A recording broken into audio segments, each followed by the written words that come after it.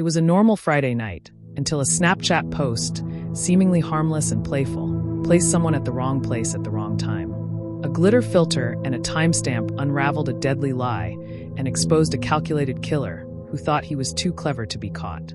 On March 22, 2021, in the quiet, wooded town of Asheville, North Carolina, 19-year-old college student Emily Carter vanished after leaving a study group.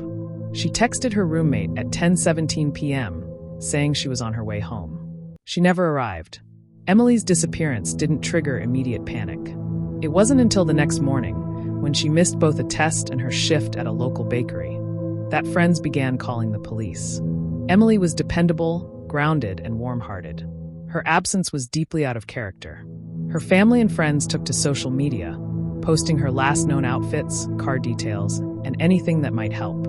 By Sunday, flyers were being stapled to trees, store windows, and telephone poles. The town's small police force began to investigate.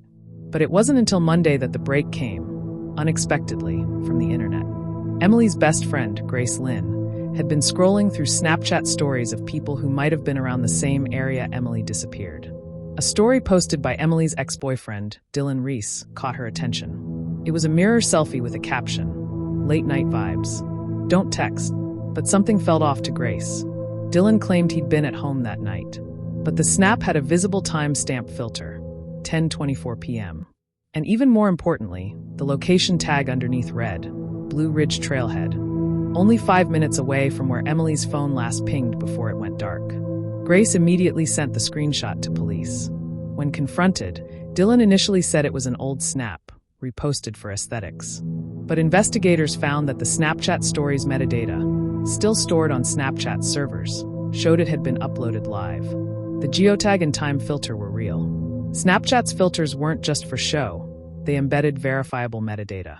The timeline began to crumble. Dylan and Emily had a complicated relationship. They'd broken up 6 months earlier after he grew controlling and jealous. According to Emily's texts to friends, he'd been trying to reconnect. She wasn't interested. Under mounting pressure, Dylan admitted he had coincidentally run into Emily that night. He claimed they talked briefly and she left. But when police reviewed nearby traffic cameras, one chilling frame appeared.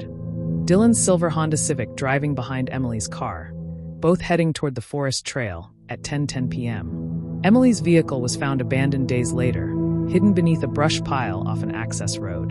Her keys and phone were gone. Inside the glove compartment, officers found a crumpled receipt from a gas station at 9:45 p.m.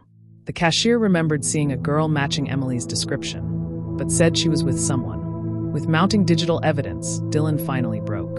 He confessed to following Emily, begging her for one more chance. When she refused, things turned violent.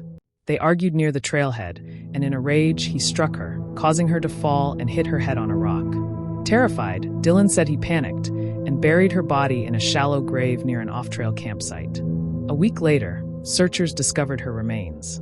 The coroner ruled the cause of death, blunt force trauma to the skull. The trial was swift and widely followed, largely because of the unusual way the investigation began. The Snapchat filter became a centerpiece of the prosecution. The timestamp and geotag, combined with traffic footage and the metadata provided by Snapchat, completely dismantled Dylan's alibi. He was found guilty of second-degree murder and sentenced to 35 years in prison. After the trial, Emily's mother, Sarah Carter, stood before a crowd and reporters and said, "My daughter loved life. She was kind, brave, and full of light.